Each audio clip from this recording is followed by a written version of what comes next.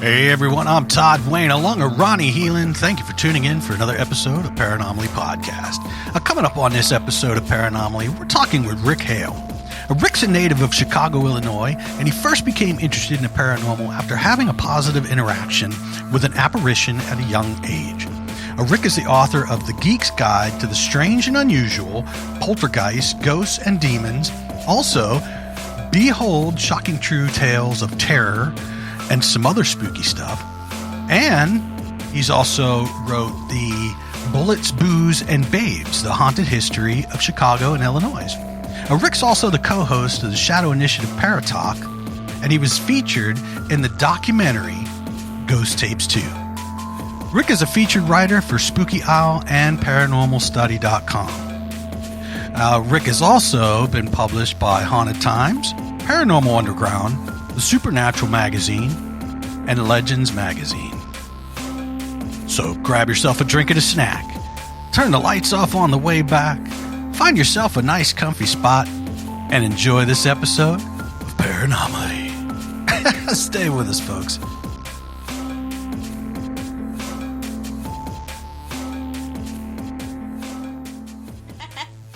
Yes, you are. Because Todd sure isn't. That's right. So, Rick, thank you so much for coming on with us tonight. Thanks for having me. Yes, I've been excited. I couldn't wait for you to be on. I know that you have your hands in a lot of different things, and that's going to be great for us because of the show. Tell us a little bit about yourself. For us. What's that? I said, hopefully it'll be great for us as well. Absolutely, absolutely. Well, tell us a little bit about yourself. Are we recording already? Yes. Oh, yeah. Oh, we are. Okay. I was just kind of expecting like an intro, I suppose. Well, I mean, what do you want to know? Usually, question and answer, and well, that's kind of what I'm used to. Well, what got you started into the paranormal? Well, it started when I was about 8 years old. My grandparents lived in this really old building in Franklin Park, which is, it's kind of one of those towns that when you cross the street, boom, you're in Chicago. So it's on like the northwest side of Chicago. And everybody who lived in this house knew that there was something strange about my grandparents' house.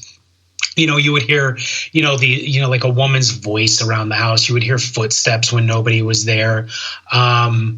A cousin of mine said that she got a little too close to the stove when it was on, and she felt a hand touch her on the shoulder and tell her not to get too close, otherwise she'd burn herself. Wow. So, yeah. So one night, it's the summer of 1982. I think it was like September.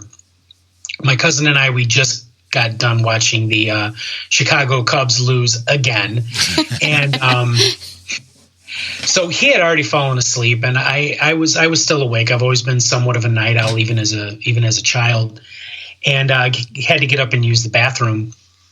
Now, this apartment that my grandparents lived in, there was the front room, and then there was this long hallway that led back to the kitchen and the dining room, and there was a bedroom off to the left, and there was a bathroom to the right. Now, my grandmother always left the light on and always left the door open so we would be able to find our way because there was no light in this hallway. And when I got up to use the bathroom, I started walking towards it, and I could see somebody moving around in the bathroom. And the only people in the house at that time was my grandparents, and they had a bathroom in their bedroom, well, just off their bedroom. And there was just my cousin and I. My dad was in the military at the time, and he was working like guard duty or whatever. And my sister wasn't there because she was sick and stayed home. My parents were divorced. And so I see this shadow moving around in the bathroom. All of a sudden, the light just turns off. And the area was just bathed in darkness. And all of a sudden, like, the door comes open, and by this time my eyes are well adjusted enough. And this woman comes walking out of the bathroom. It wasn't my grandmother. My grandmother was a very short woman. This was somewhat of an average size. Mm-hmm. And she looked down at me and she touched my chin. And when she touched my chin, it felt like almost like static electricity. Oh, wow. Yeah. And she said to me, she says in this Irish accent, "My, what a fine young lad." Wow. And then she smiled, and then she turned and walked off towards the kitchen, and I just watched her as she vanished. That's awesome. Yeah, That's awesome. It was a very positive experience. Come to find out later on, my grandmother told me that it was Mrs. McNett. She was the woman who owned the house with her husband, and she had died 10 years previous. And her husband still lived on the property, but he lived in an apartment upstairs from them.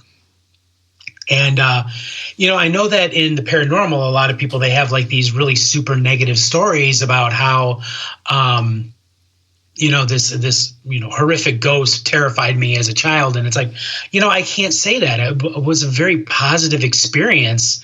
And I think that those kind of experiences need to be a lot more highlighted in this. So that way people know that this is not necessarily something that is to be feared. Exactly. Just something to be explored in greater detail. And that's what, the ghost of Mrs. McNett did for me. It really set me on that path of discovery and exploration. Nice. Now, how long ago was this? It was September of 1982. 1982. So over 40 years ago. Yeah, that's awesome.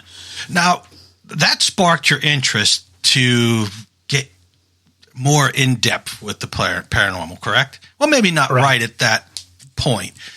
No, it absolutely did. Oh, did it? And and what was great is I had two pretty decent resources for that. I had the Round Lake Beach Public Library where my mom lived, and I had the Chicago Public Library because my dad lived on the north side of Chicago, and so I had those two resources, that I can go and take books out and, read up and everything that I could. And I immediately did that because to me, I knew that I had not seen somebody that was alive. Yeah. I had seen somebody who was dead.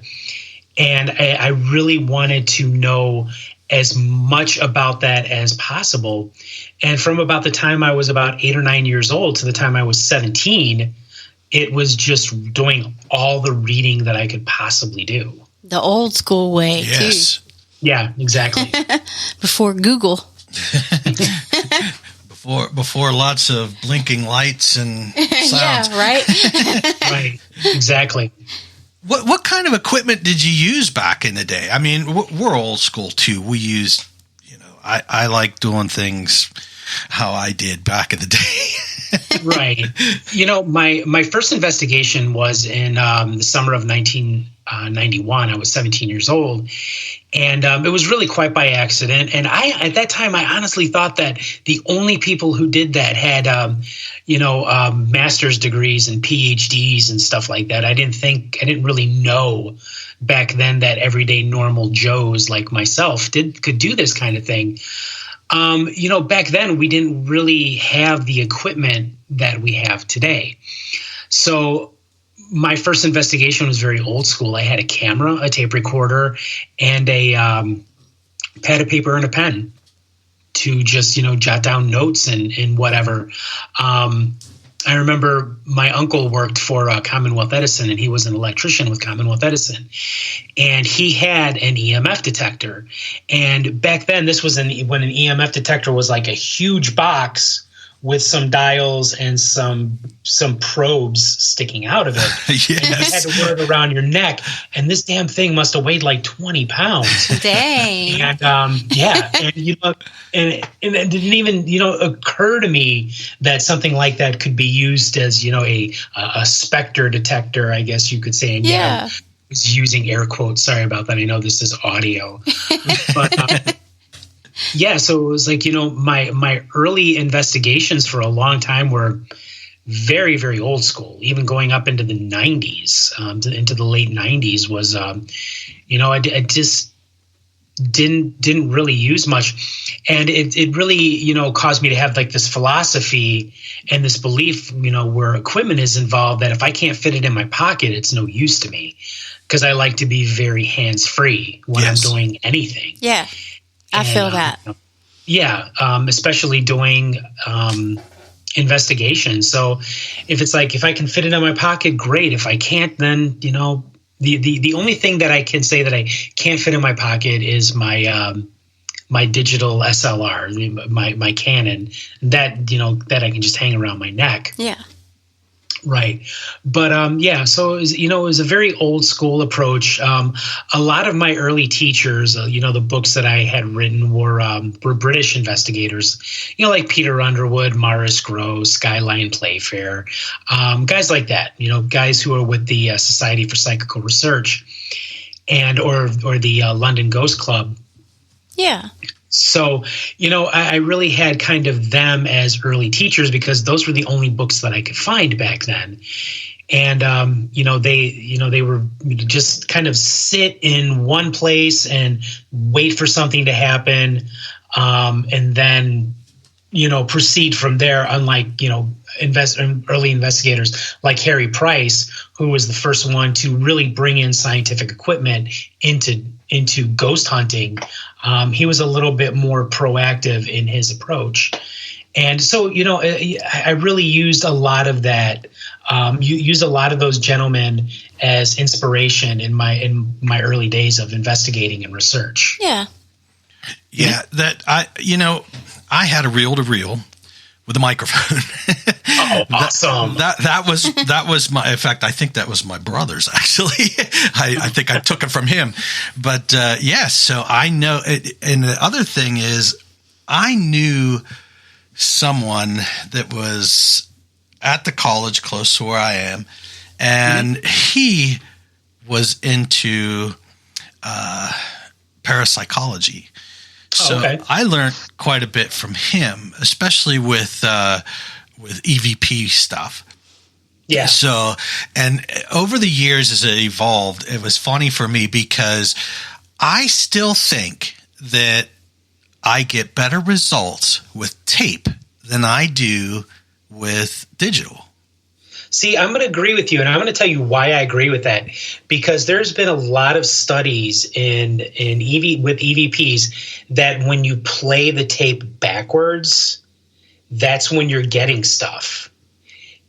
And you can't really do that with digital, but you can do that with tape. And yeah, I really do like using, old school tape recorders. I think those are great. Yeah, if I could find another one, I would definitely be using it. Right. At least maybe one day at Goodwill we'll come across one. Exactly. If I do, I'm buying it. Yes. And then I just got to find the tapes. Right? Yeah, exactly. Maybe eBay. Yeah. Well, I'd have to take a couple of cassette tapes and take them apart and use them. I'm very, very handy with stuff like that. And he likes to keep things. Okay. Nice. So now you still investigate the paranormal, correct? It's been a couple of years. It's really difficult, I find, for old schoolers to find our place. Yes, I wholeheartly agree with this. Yes. I mean, even years. I remember years ago, Lloyd Auerbach. I was interviewing him on an old podcast that I used to co-host. And I remember him telling us that ever since, with television, with the advent of television and, paranormal investigation and ghost hunting going mainstream, that he had his case files, our caseload go way down.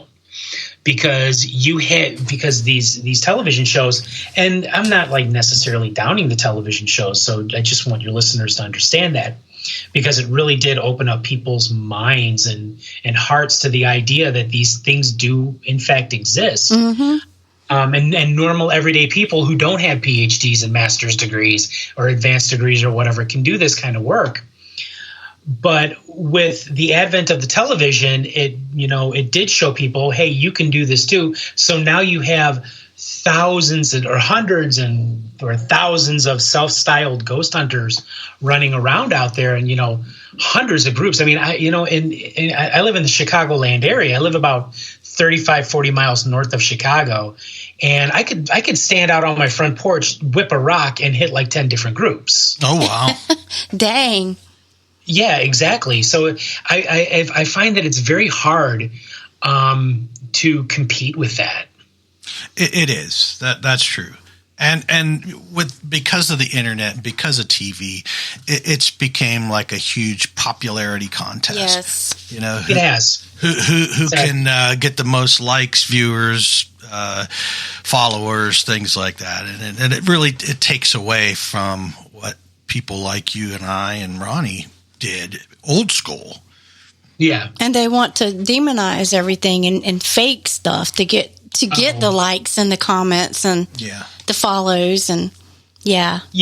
I mean, when it comes to that kind of thing, I've been investigating claims of ghosts and hauntings since 1991.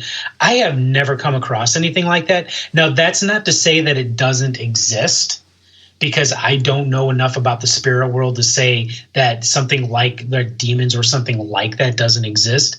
But the problem that you have with, YouTube and a lot of television shows, you have these things that they are essentially exploiting the belief system of people. Yes, exactly.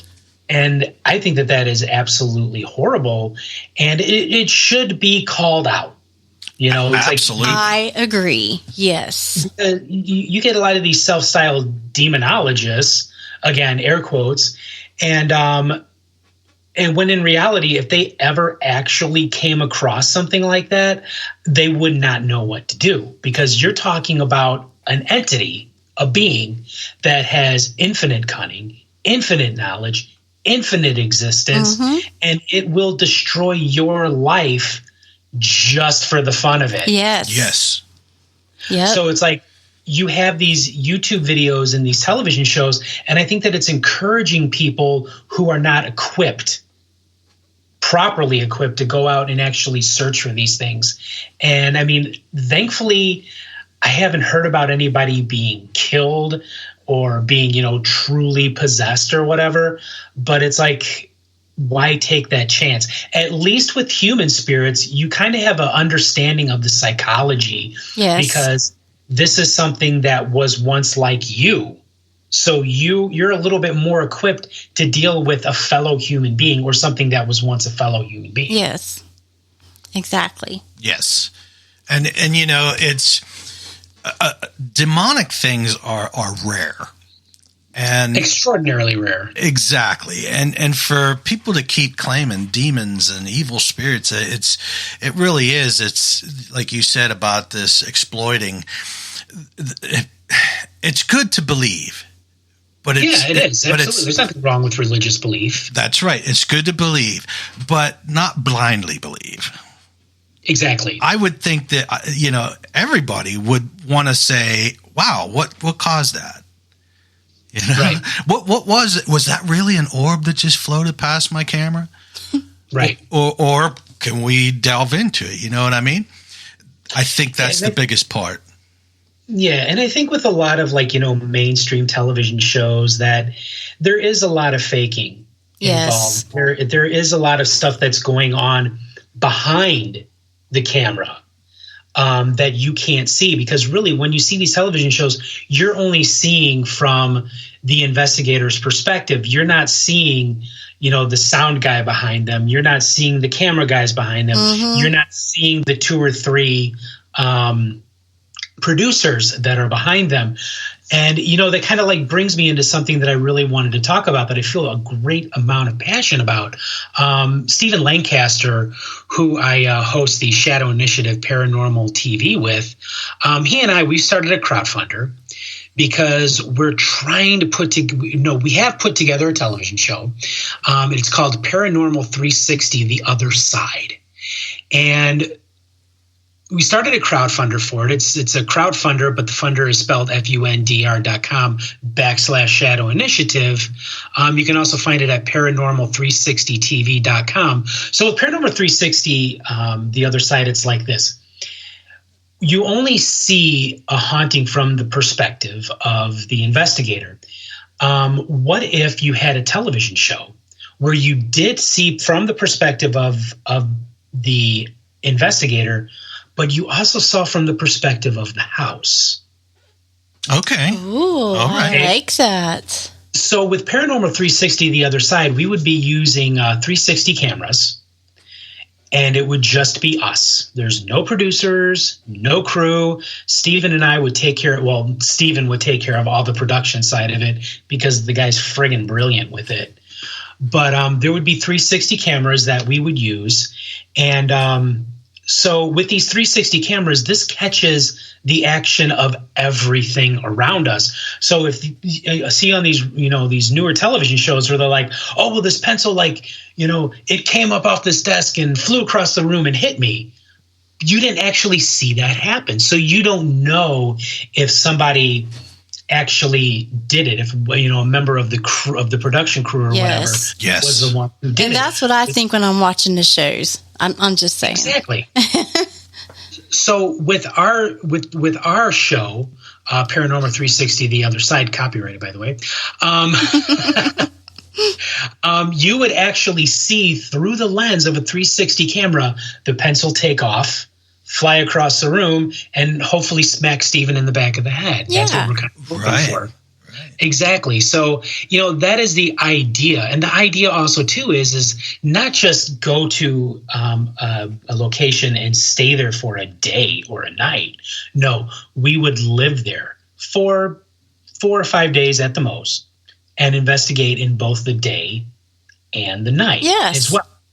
So that happens during the day, too. Just saying. Exactly. So that is the idea that we have put together for Paranormal 360, The Other Side. That's awesome. Thank you. We have this, like I said, we have the crowdfunder. It's crowdfunder.com /Shadow Initiative. Funder is spelled FUNDR.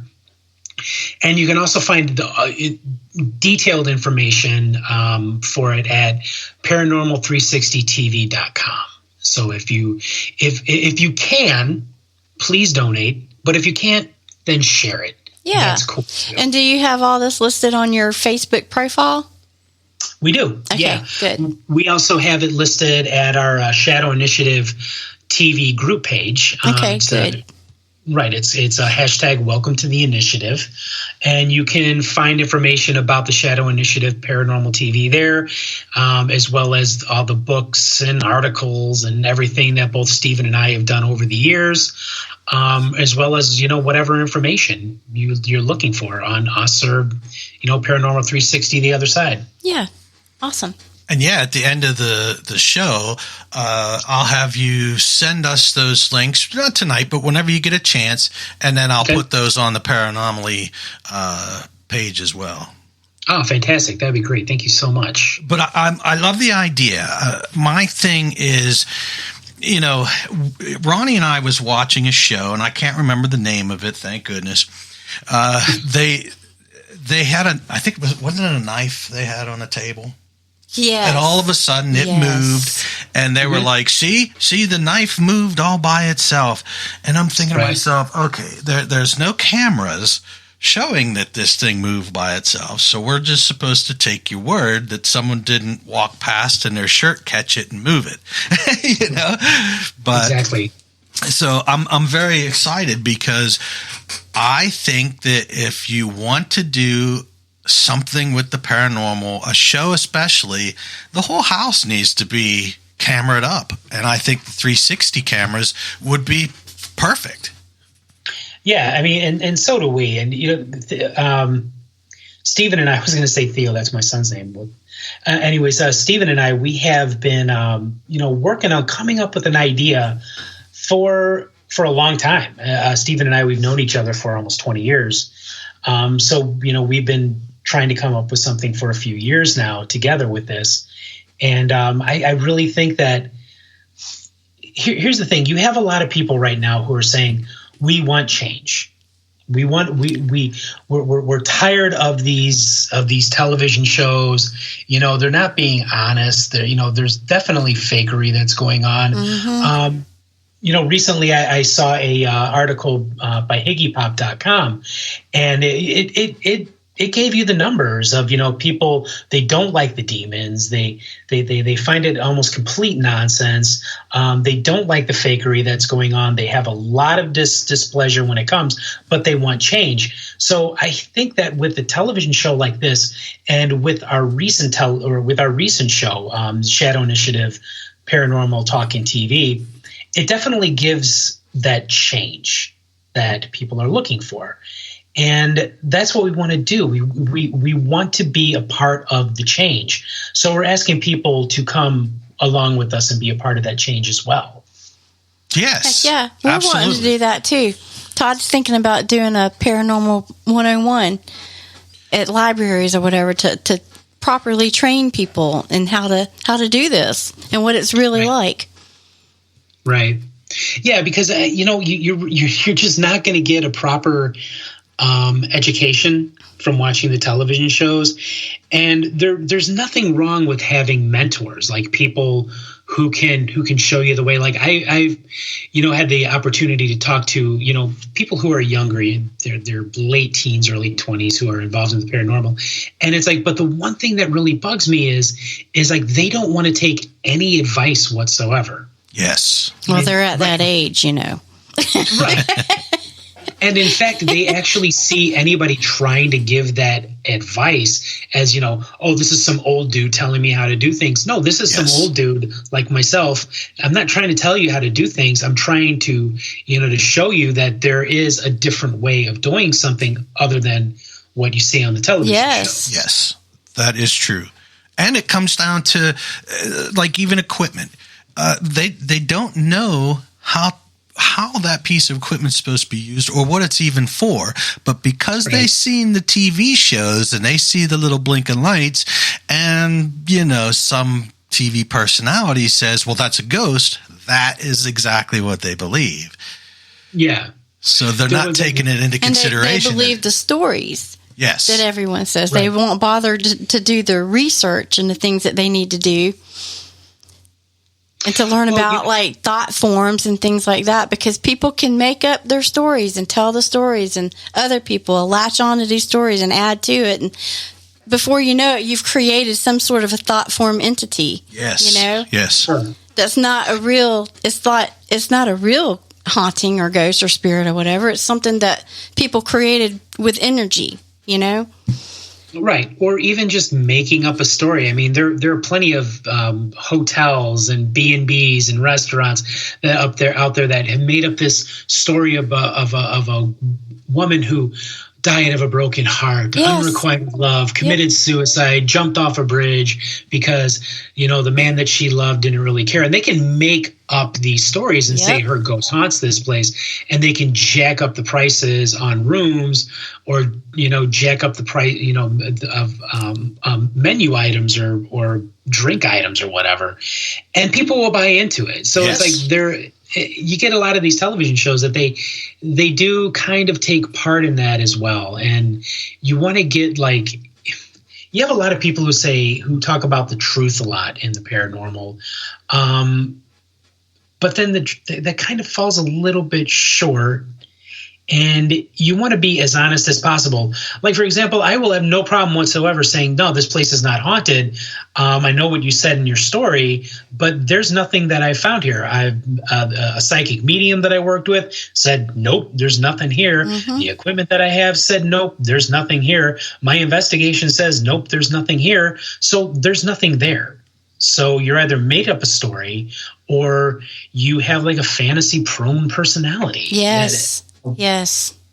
Either way can, essentially be, bad news, man, Yes, and that's like, someone, I see this often now too. People buy these houses, these old houses, and then what they do is they'll say, well, we can't prove that it's haunted, but if you pay us enough, we'll have you come in and look. And now all of a sudden, because of the notoriety, they have the most haunted house in the whole universe. There's a lot of great storytellers in the paranormal. Yes. Just saying. Oh, God, yeah. No, you're absolutely right. And even I myself, I write a lot of old ghost stories, but it's like when I write about a place, I really do look into it from various different sources. I don't just go to like one or two resources. I'm going to like 10 or 12 resources and finding out, is this really part of the story? Is that really part of the story or not? I write for SpookyIsles.com, which basically deals with the United Kingdom and Ireland. That is where I'm like exclusively writing. I've never been to England before, but I know a lot about their haunted places. Well, that's cool. So what got you to look at their haunted locations? Well, when I first got interested in the paranormal and I started going to the libraries, it wasn't like it was today. Oh, that's right. That's right. Yeah, that's what I thought his answer was going to be. Yeah. I remember him saying that. I can't believe I just did that. Sorry about that, Rick. It's fine. We've had a long day. No, it's fine. I mean, but I'll explain for your listeners because they may not know or understand this. Back then, you couldn't just walk into any library or bookstore and find, shelves and stacks full of books on ghosts and hauntings. Exactly. Yeah, I mean, the books that I found were by British investigators and British authors. And so that just, really started a love affair for British ghost stories, real British ghost stories or fictional British ghost stories. And, I've loved it my entire life. One of the first places I ever read about was 50 Berkeley Square in London. And it was, considered in the late 1800s to be the most haunted house in England. And it was haunted by this horrific ghost that actually had itself a body count. People died after seeing this thing. So, I mean, now I guess it's from what I understand, it's an antiquarian bookstore, and they'll tell you that it's not haunted, but a lot of people who have lived and worked there are like, yeah, there's still weird stuff that goes on here, but, nothing like people jumping out of windows and, running screaming for their lives or dying from fear and heart attacks and stuff like that. So the stories, they change over the years, and that's just to be expected. Yeah. So sorry about that. It's all right. I was like, what are you doing over there? So let me ask this question. Now, are you a fictional or non-fictional or both author? I've written a few short stories, but I'm not like very good at it. So basically, it's nonfiction that I write. Okay. Yeah, the 4 books that I've written are nonfiction.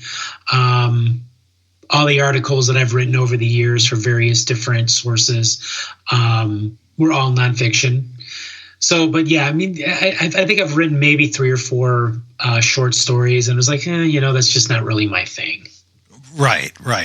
Well, sure, because you want to get to the good stuff. Here, this place is haunted. We need to find out more about it. Right. And that's awesome. I mean, that's what you should do. That's showing people how you research. Yes, the proper way. Yes, the old school way, which is the best way. Yes. How many books have you wrote? I've written 4. 4 books? 4 books. You can find them all at Amazon. I'll list them for you right now. The first book was called The Geek's Guide to the Strange and Unusual, Poltergeists, Ghosts, and Demons. The second book, which is a memoir about my own investigations and things that I've learned along the way. It's called Behold, Shocking True Tales of Terror, ... and some other spooky stuff. My third book is called Bullets, Booze, and Babes, The Haunted Criminal History of Chicago and Illinois. Ooh. And my fourth and final book is called Ghost Watch. And I really don't think I have another book in me. So I was fixing to say final book. What? Well, you never know. I mean, you're still pretty young, so, Relatively speaking, sure. So now you said that you've done a lot of writing for England and what about the United States? Now I know obviously that you did would that book, the Bullets, Booze, and Babes, would that be like a gangster mafia type of thing? Yeah, there's a lot of gangster mafia type stuff in it, because Chicago history is just dominated. Yes. By mobsters and gangsters, and it's really very romanticized in media, but these guys and women were very violent people who would cut your throat for if they thought that you said anything about them. I know that Al Capone is kind of like our George Washington. Al Capone slept here, George Washington slept here. Yeah. And he was supposed to be a nice guy, real personable, like people dug him. But if you crossed him, he'd shoot you in the head. Yeah. Crossing him. So it's like, Chicago history is dominated by that kind of thing. Yeah. And sadly, in some ways it still is, but you don't hear too many, hauntings about some poor kid that got killed in a drive-by. Not yet anyways, but yeah. How's the energy in these places? Like, can you feel the heaviness and like the anger through these places where these things happened? I'm not a psychic, like by any means. I'm not sensitive. So, I mean, if I had to do something like that, I would have to rely upon somebody who is a sensitive. I'm your girl. But no, not really. I mean, when I do any kind of investigation, my whole philosophy is I don't go in a believer or a non-believer. I go in just to observe, document, and report. Yes. And, anything else is just, for ratings or for subs or whatever. That's not what I do. So it's like, if I'm going to go into your house or go into your business, listen to your story, and then see what I can find. Yeah. Yes. I don't believe you, but I don't believe you. Or wait a minute. What am I trying to say? I don't disbelieve and I don't believe what you have to say. Yes. Just going in there to see what I can find for you. Yes. And a lot of times, like what Todd says a lot, is that it's things in the house, like, mice in the wall or a mold problem. Right. Different things. You got to know how to do a lot of stuff, figure out a lot of things. Yeah, you pretty much got to be a carpenter, some kind of construction person. You need to know about HVAC systems. You need to know what's in the walls. A lot of people don't know that kind of stuff. And I'm glad to see them at places like Waverly Hills, because as soon as you go into somebody's business or into somebody's house, it's a completely different ballgame. Oh, it really is. I mean, you have to be very good at dealing with people. I'm reminded of an investigation that I did in Round Lake Beach, Illinois, which is in Lake County, Illinois. And at the end of the investigation, we discovered that the family was actually being poisoned by low levels of carbon monoxide poisoning. Oh, wow. Yes, they were actually starting to have the effects of it. And that was, feelings of anxiety, feelings of being sick, feelings of being watched, having weird hallucinations out of the corners of their eyes and stuff like that. And, we had to tell them, your house isn't haunted, but if you don't do something about this, you will be haunting this house. Yes. Wow. Very, very open and very honest with them. And, they did. They got that fixed. It was bleeding, not bleeding, but it was like leaking from their heater. They had like an old furnace, and it was leaking very, very small amounts of this carbon monoxide. And it would have gotten to the point of being dangerous and deadly. Wow, yes, absolutely. It's a good thing you figured that out. That's crazy. Yeah. I wasn't the one who actually figured it out. It was somebody else that was part of the group. But I mean, I was there and we did figure it out. But I had to be the one to tell them, get this fixed or else. Yeah. Yeah. Yeah, because it's not safe for them, nor was it safe for you to be there. No. I mean, I remember leaving that investigation at the end of the night, I had a horrible headache. And I don't believe in that paranormal hangover stuff. But I do believe that, in a situation like that, where you're dealing with low levels of carbon monoxide or infrasound or high EMFs, you are going to start to feel those effects a little bit. And I definitely was feeling a headache when I left that house that night. Wow. That's it's definitely something to consider. Yes, absolutely. Yeah, it really is. I mean, don't get me wrong. I absolutely believe in ghosts. I've seen them. Mrs. McNett isn't the only one that I've seen. But I do believe that there are rational, real-world explanations of why people might be seeing and experiencing the things that they're experiencing. So, and you don't really see that in television shows. Ghost Hunters did that. And that was something that I really, really liked that Jason Hawes would do. He was aware of those kind of things and knew how to fix them and knew how to deal with them and tell people how to fix them and deal with them as well. So I really, really appreciate that. Was one of the things that I appreciated about that show. Yes. Yeah. Because there's a couple out there that are like, they're definitely out for entertainment. Yes. And drama. Yeah. Overreactments. Go ahead. Right. And with these television shows, they're like, oh, well, it's for entertainment purposes only. But it's like, it may be for entertainment purposes only, but they're presenting it as reality. Yes. Yes.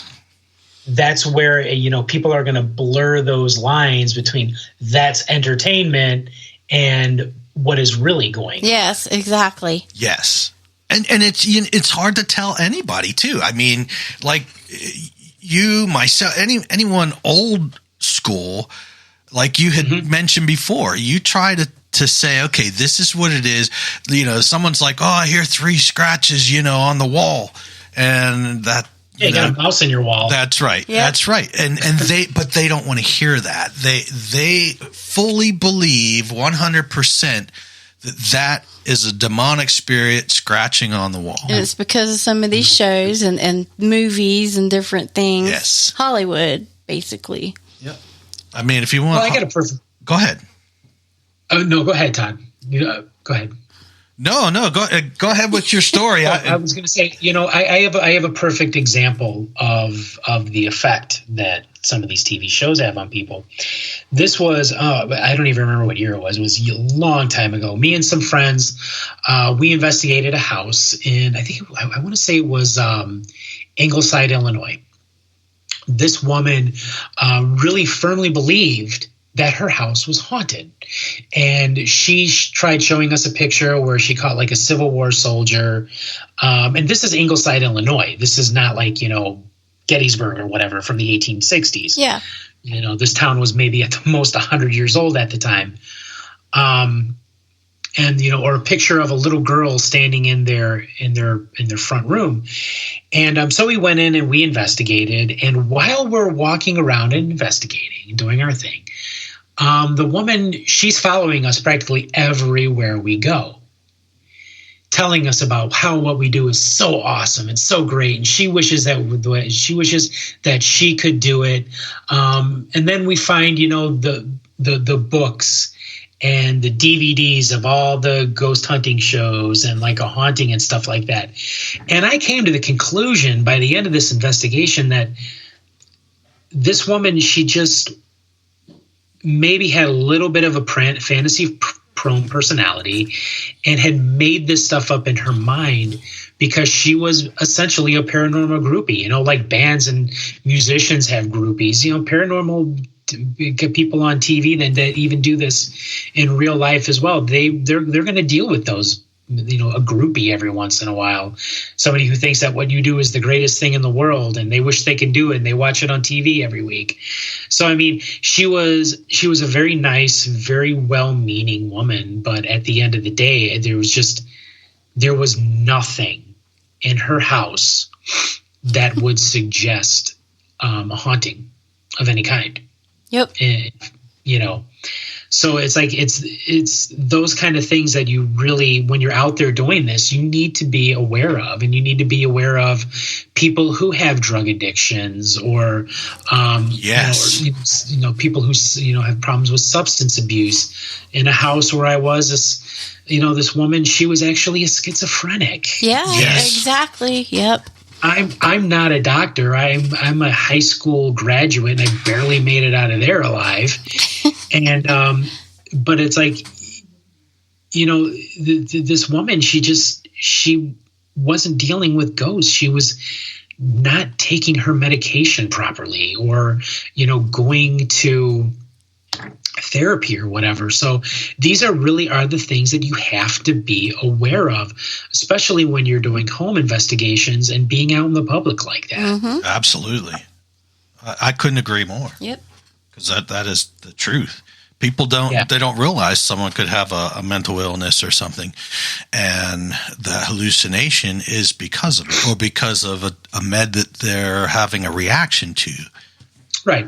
And she wasn't a dangerous person. I mean, statistically, people who suffer from mental illness are more than likely to be the victim rather than the victimizer. But she was just, like I said, she wasn't taking her medication, and she started thinking that she was hearing and seeing things that just wasn't there. So Yep. I had to tell her, I'm like, maybe it's not a bad idea to see a doctor. And it was funny because it's like she was really accepting of that. Like, she wasn't like, there's nothing wrong with me, there's something wrong with you. No, she was very, very accepting of that. So it was a good, and I hope helpful experience. Yeah, that's cool, because that was going to be my next question, is how people take it. Because a lot of people want to believe that they have a ghost. They want to convince themselves. And then when we go in and we don't find anything, and then we have to explain to them what it really is. And, you just never know what kind of reaction you're going to get. Right. But on the other side of the coin, I have been on investigations where I've had to take people out of the house and tell them, this is your house. You own this. You live here. You set the rules, and you need to explain to what is in your house that I am the one that's in charge. And I've actually had a lot of success with teaching people how to live with what they have in their house, rather than, going in with, rescue mediums and saging the hell out of the house and stuff like that. But it's like I've been very successful with helping people how to live with that kind of thing. Yeah. Yeah, and that's good because, most people, like you said, they're going to have someone come in, sage their house, and, it's either going to make things worse, or it's one of those things that I think a lot of people, like you were saying earlier, they see these shows, mm-hmm. and it's almost like they want to get into it because of the shows, but they don't realize that they could be at that location for 3 days. It could be, 100 hours worth of audio and video they got to go through. Oh my God, yeah. So all that, and I think when you mention ghost hunters, like sometimes if you watch their show, at the end of the show, they might have, something that knocked here or there, but they won't have, 100% seeing shadow figures and everything on cue, which is why I myself like the ghost hunters too. But, another well-known show is like, that's a shadow person. That's this, you know what I mean? This is demonic. And I think that if people knew exactly what it was to do an investigation, they might see things a little different, because you could be there for 3 days and not see nothing. Yep. I mean, investigations can be extraordinarily boring. Like, there was one house that I did years ago. It was in Cary, Illinois, which is in McHenry County. And Now, don't get me wrong. This house was haunted. I have no doubt whatsoever that this house was haunted. Experienced things in that house that night that I've never experienced before. But one funny thing happened when we were in the basement. So the family was saying that there's a ghost in the basement that likes rolling a ball in this one room that they have. So we're sitting in this room, and this is a perfect example of how boring an investigation can be. We're sitting in this room for hours, literally hours, waiting for this ball to roll. And here's what was making the ball roll. They had a rat. And the rat was coming out of its hidey hole. It was a very small rat. It was coming out of its hidey hole, running through this darkened room, and would occasionally knock into this ball that was in this room, that they kept in this room for this ghost.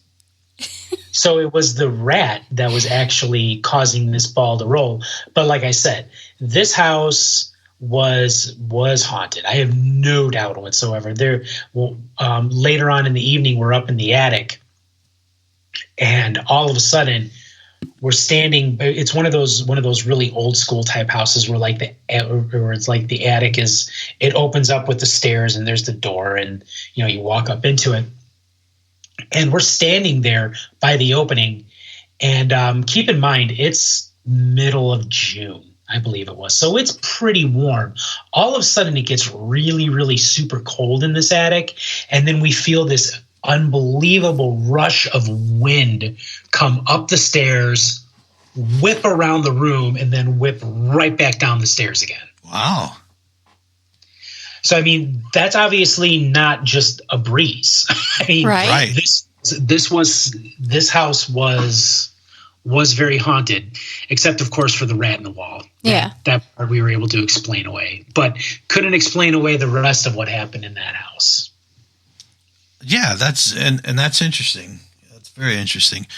I just hope that listeners out there that are listening to this, they can hear old school people like yourself talk about that if you go to a purported haunted location, keep your expectations low. Yes. Oh, yeah, absolutely. I mean, I think that there is a lot of expectation that's involved. If you go to if you go to a house or a building or whatever, and you're all like jacked up, waiting for something to happen, even like the slightest little thing, like a rat hitting a ball, it's going to either send you screaming or like, oh my God, this is the greatest thing ever.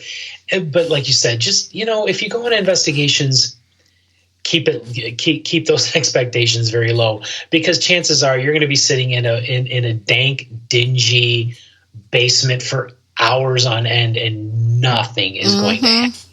Yes. Exactly. And do you do, home investigations, private investigations, or do you do both? Do you go to the pay-to-play places? I almost didn't get that out. I absolutely refuse to go to pay-to-play. Yeah, that's how we really do. I cannot. I talk to people who go to places like, Waverly Hills or other famous haunted places that charge you, and it's like, if I spent that kind of money, my wife would kill me. Right? And not only that too. I mean, not only is it insanely expensive, but really, that's not actual investigation. That's tourism. Exactly. Hugely different. Yes. But again, I am not going to be that person to tell other people how to spend their money or that they shouldn't do that, because even if you are doing pay-to-play paranormal or paranormal tourism, you still might make a discovery that nobody has ever come across before. Very true. So I don't want to down it completely. But there is a difference between, really being hunkered down in a place and investigating, or just taking the 3-hour tour. Yeah. Yes. And again, in the rest of the minnow. I think if they take the money that they would need to to rent it out for the night, a private thing, so only their team goes, then maybe they could get some results or whatnot. But, to go for a whole public thing, or like you said, the little 3-hour tours or whatnot, you're not investigating. You're hearing stories and, And it's, and I have been on ghost tours, and I found them to be entertaining. Yes, and they're fun. very entertaining, yeah. But it's like, when you know the real story about some of these places, it's like, come on, did I really pay you to blow smoke up my butt and then blow smoke up somebody else's butt here? But it's like, you kind of have to practice that discretion. Because people don't want their like my friends, like Stephen Lancaster always says, people, they don't want their paranormal busted, man. And that is so true. Yep. They will make your life, they'll talk a lot of shit about you, man. Yeah, well, that's when the bullying comes up online and in social media. If you dare to challenge them and these stories that they're telling, then they're going to come after you. A lot of people will come after you online. Oh, they will. I put something on our group page about the Warrens. And I know that, a lot of people, they really, really love Ed and Lorraine Warren. And that's fine and all that. But in this was an article about this new documentary series that's on Netflix called The Devil on Trial. And it really kind of exposed a lot of the stuff that they did. I knew Guy Lyon Playfair. I had interviewed him right about the time that the Conjuring movie came out about the Enfield Poltergeist. And he told me, he's like, young man, I will tell you this. They were there long enough for me to tell them to go away. Yep. So, it's like, and again, I mean, take haunted places with a grain of salt. Take a lot of famous paranormal people with a grain of salt. Yep. And don't ever be afraid to question what they do. And who gives a damn if you're going to get hated on and people are going to say that you're a hater or you're a drama starter. It's like, no, if you say that you're all about the truth, be about the truth. Exactly. Yes. Yeah. Transparency. That's, it's not enough of it. People hide, and they need to be out in the open. Yeah, it's. I think that what you say it makes so much sense, because we are a lot like you because of the old school way, and there's not a lot of us old school people. No. It seems. I'm hoping that they're out there, but. And I love when we find them and y'all come to our show and we can talk and bond and get to know each other, because there's not a lot of us left. Because I'm telling you, if I would go to a Paracon and I asked some para-celebrity a question, if they get mad or pissed, I'm going to be like, well, then you obviously don't know what you're doing. Right. Because you should never get mad about a question. Yeah. That would be like, you would want to, validate that. Yes. Right. And a lot of these paracelebs, they're very well coached by, nerds like myself or you. They're very well coached. We had a gentleman on the show once, the Shadow Initiative, really did not know what he was talking about. And it was really sad because nice guy, really like him as a person, but it was, he really didn't know what he was talking about. He had been very well coached by people who did. And we actually had to remove a lot of comments and stuff like that from the comment section of YouTube for the show, because people were just lambasting this dude. And it was like, man, you know what? If you're going to disagree with somebody, disagree with them, but at least be nice about it. Right? You don't have to tear people down. Yeah, you don't want to do that. You don't want to, like you said, tear people down. I mean, there's nothing wrong with criticism as long as it's constructive. Exactly. Exactly. Yep. Yeah.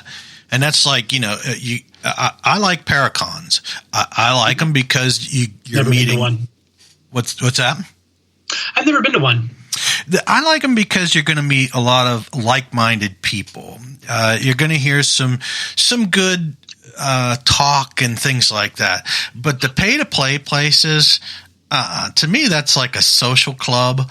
And, it's a nice way to hear stories and history about places. Yeah, and it could also, it's also a good place to get your feet wet. Yeah, I guess. Yeah. Oh, yeah. Absolutely. To learn. So that, you got to start someplace. Exactly. Me, I'm glad that I started investigating people's houses and businesses. See, and I was the opposite. I got my start in going to these pay-to-play places, and now I see the difference and what's real and what's not, so. Right. You know what? I just wanted to say I needed to do full disclosure because I have been to a Paracon.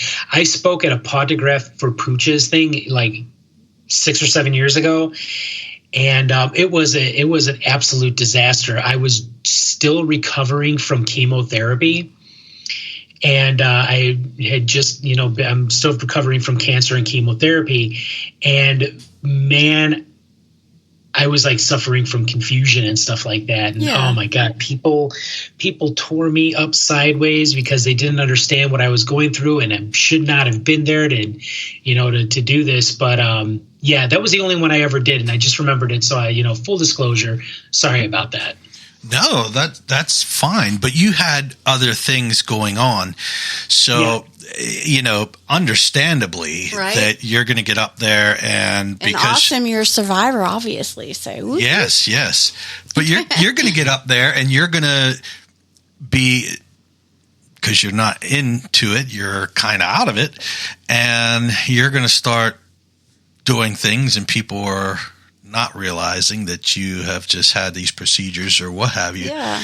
Right. And of course, but if you would go to one now and you would do a presentation, I'm sure that, your words would flow just as good as they are right now talking to us, and people would be like, awesome, So, there was another, important thing that I wanted to cover if we have time. Absolutely.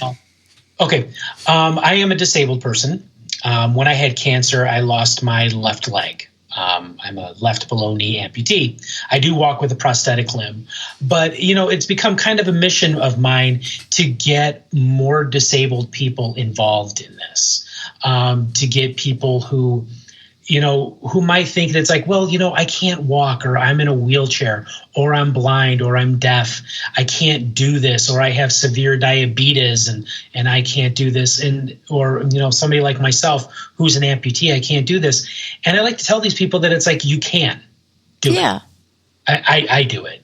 If you are a person who is in a wheelchair, you could be that person. You may not be able to walk around and investigate, but you could be that person who watches the closed circuit television. Or if you're a person who is blind, your hearing may be amplified. Yes, you're able exactly. to hear things in DVDs, or you could, or no matter what your disability is, you could listen to recordings. You could analyze pictures. You could be the person that puts case files together for the people that are doing this, that are actually boots on the ground and doing the physical investigations. Just because you have a disability does not mean that you can't do something. You just have to find a different way of doing it. Exactly. Yes. And you're an inspiration to the people. Yes. No, thank you for bringing that up, because you know what? I would not have thought about bringing up somebody with a disability, such as amputation of a leg or arm, or deaf or blind.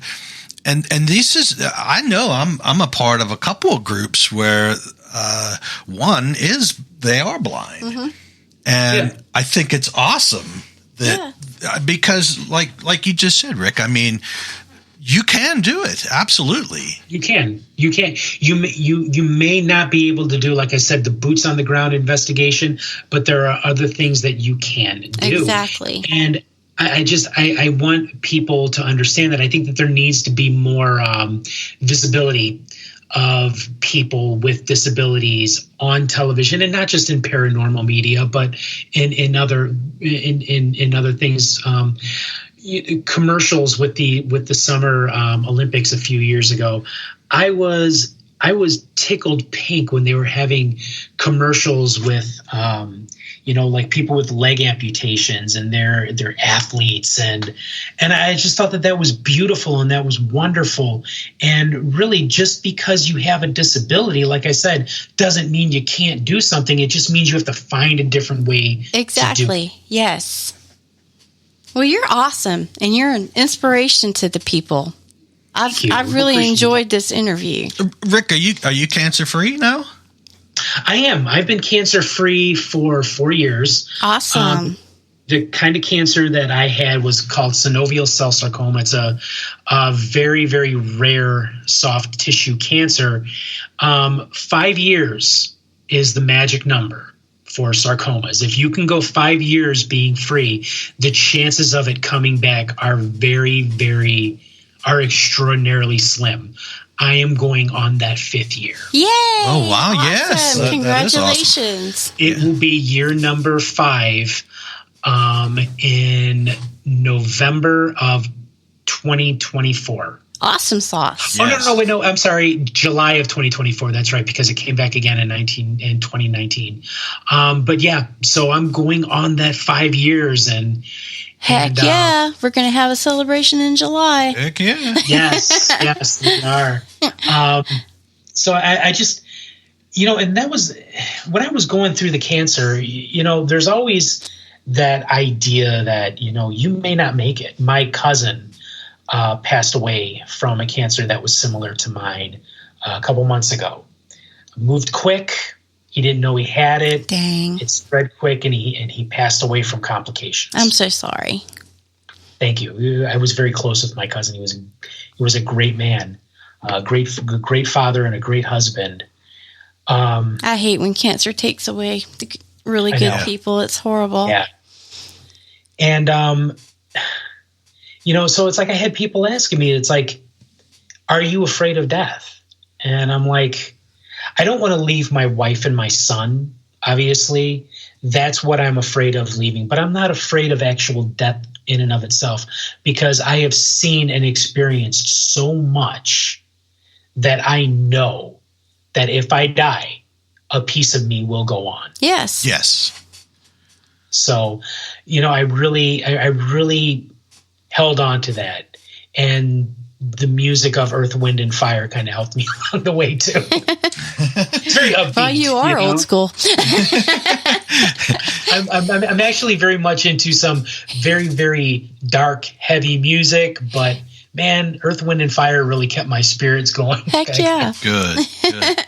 Yeah, because you never know when your time is up. Exactly. So, I just want people to know that it's like that's not a death sentence, not necessarily anymore. Most cancers are heavily treatable, and if you do, and if it does cause a disability, don't stop doing the things that you love. Just find a different way of doing them. Yes. Exactly. Yep. Now, Rick, you mentioned that you have a son. Yes. Now, does your son do any paranormal work with you? No interest whatsoever. No? He is all about basketball. Eat, breathes, sleeps, shits, breathes basketball. He is like a basketball fanatic. No, he doesn't. He knows what I do. He knows my interests and the things. And it's like, to be honest with you, I really want him to be his own person. Oh, absolutely. He doesn't need to follow in his old man's footsteps. Yeah, exactly. And it's also the same thing with my wife too. I would never dream of asking my wife, Jamie, and we'll keep saying my wife, sounds like I own her.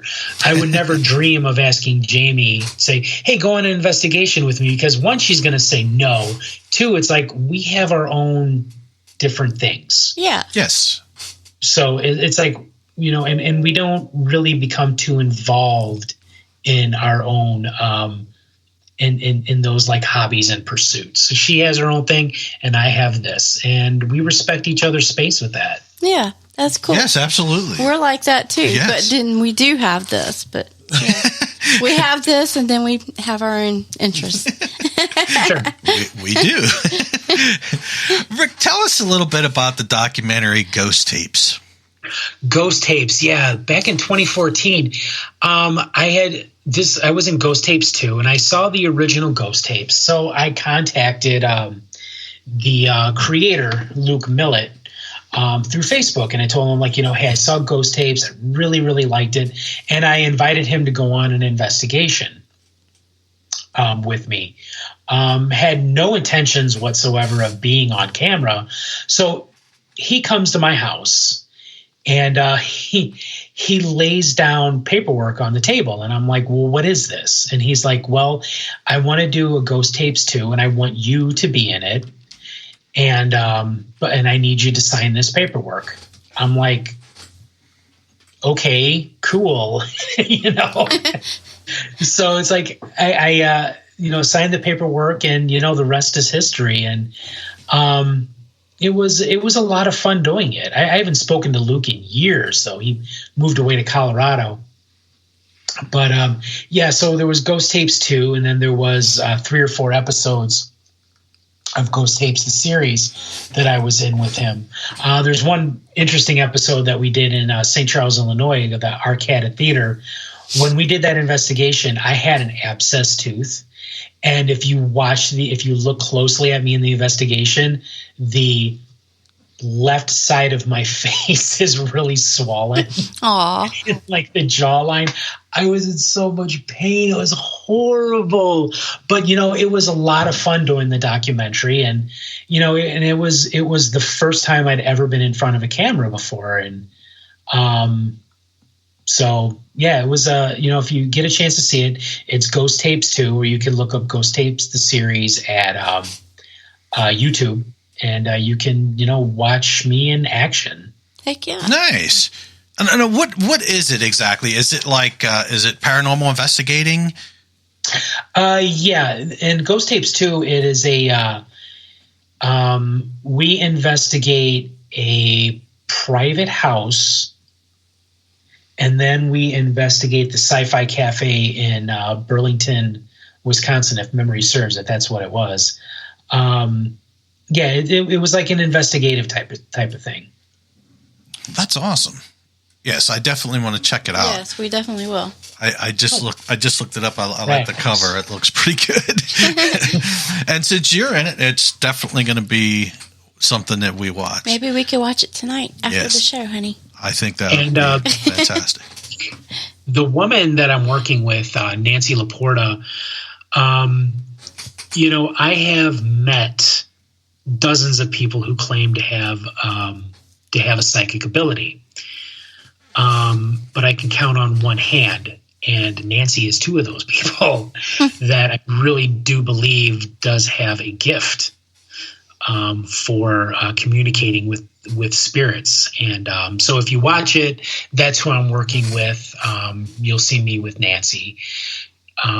She is an extraordinarily psychically gifted person. So just in case you're wondering who that was, she was somebody I used to work with years ago. All right, cool. Okay, awesome.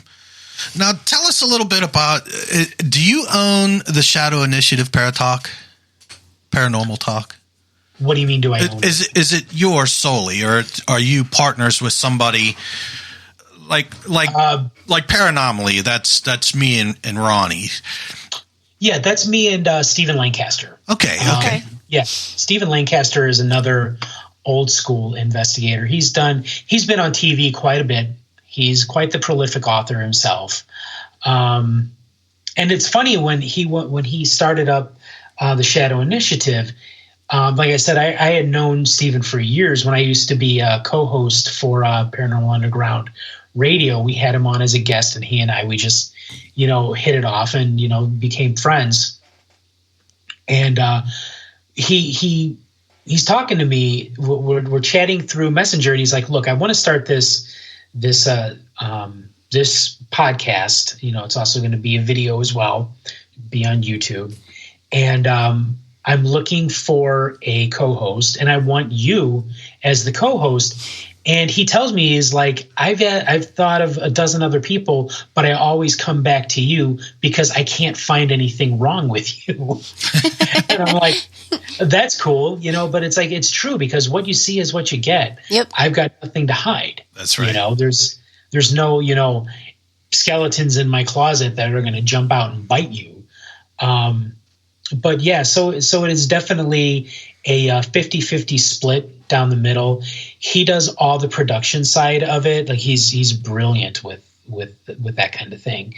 And I come up with all the content. So yeah, it is a 50-50 split. So when is your show?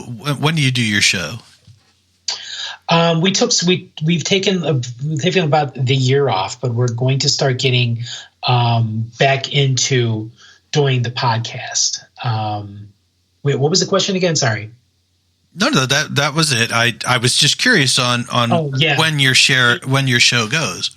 You know, we were going to start recording a show again this past Sunday, but Steven's grandson is a very sick little boy, and he had an episode, so we weren't able to do it. So hopefully maybe this Sunday we'll do another one. But you know, hey, when it comes family first, man. Yeah, exactly. You know, Absolutely. take the ones that you love, and then you know everything else just comes second. So, but yeah, you know, hopefully soon we're going to start getting back into recording new episodes because we really want to get more people. We really want to get the news and the information out there about Paranormal 360, the other side.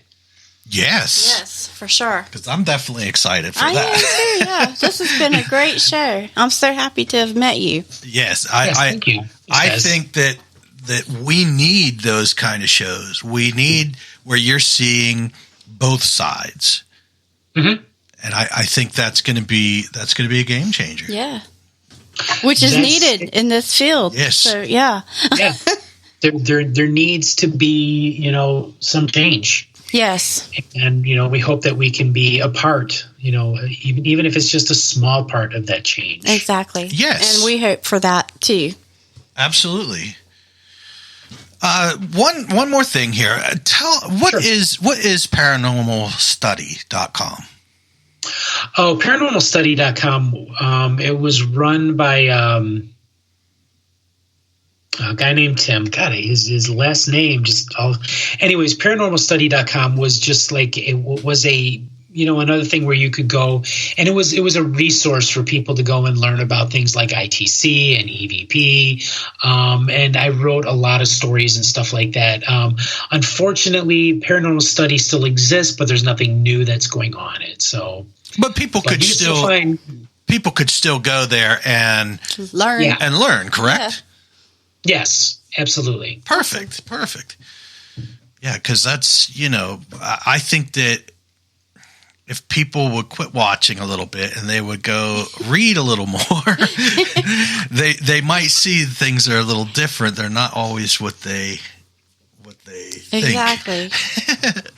Well, you know, I agree with that. I mean, people need to read more. Yes. Yes, or if you had some kind of like a Paranormal 101 and you had your favorite pieces of equipment there and you explained how they worked and what was real and what wasn't, people might grasp that a little more. Or they could just be like, you know what, if the light blinks, we know it's a ghost. Yeah, right. Right. You know, there's a funny video that I just put on. Well, actually, Jamie shared to my Facebook page a couple of days ago. It was my son. He's 13 now, but he was 14. Or rather, he was 4 at the time, and he's got one of my EMF detectors, and he's like, "Come on, Mom, let's go ghost hunting." And you know, he holds it up to the fridge, and it just like pegs the red light right away, and he's like, "It's a ghost." And it's a very cute video, and it's one of my favorite videos of him when he was little.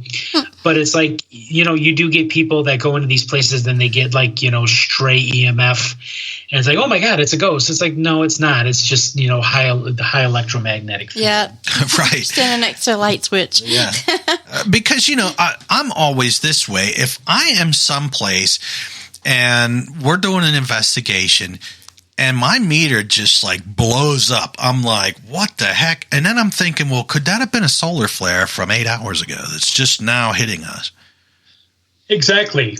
So you don't know. And that's why, I think a lot of times maybe it's not such a bad idea to go on an investigation and just be a part of it, and try to be as non-intrusive as possible. Maybe leave the gadgets home and just sit there like ghost hunters did back in the the 1880s or whatever, and just sit there and sort of wait for something to happen. Yes. Yeah. Yes. In fact, your body, your senses are the best piece of equipment you can have.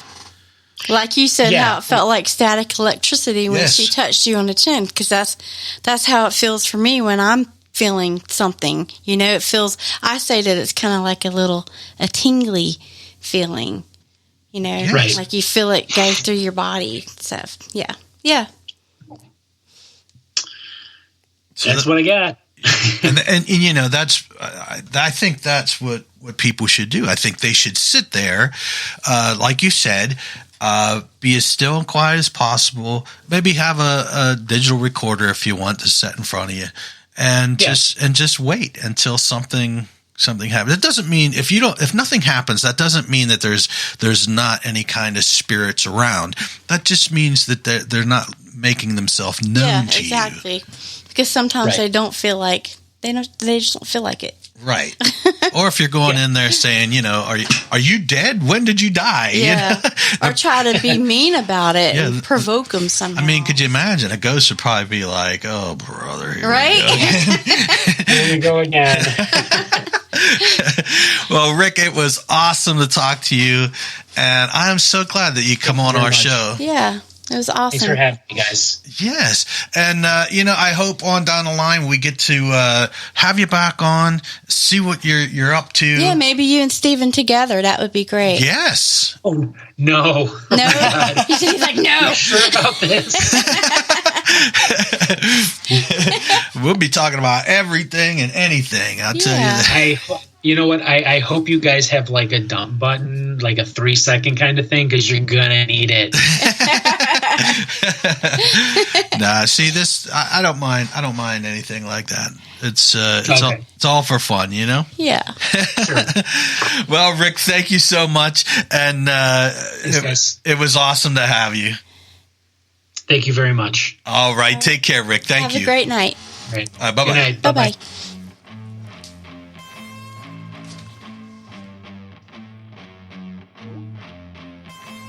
Hey, thanks for tuning in with us tonight, and I hope you enjoyed this episode. Please make sure to like, subscribe, and follow to receive notifications when new content from Paranormally Podcast is made available.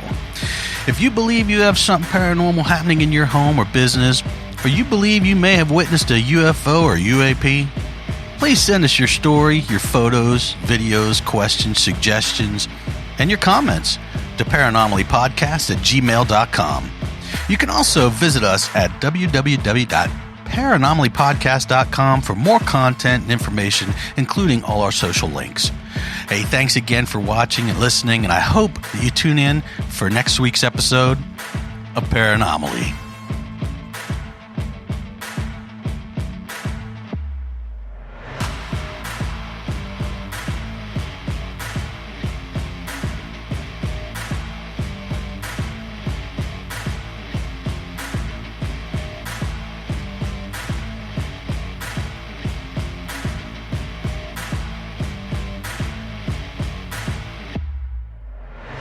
Hey, a word of caution.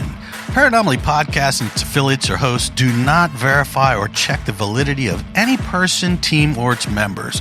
Paranormally Podcast highly advises that you proceed with caution when contacting any person or team before allowing them and having them into your home or business. A legit paranormal research and investigation team will never charge you a fee to investigate your home or business.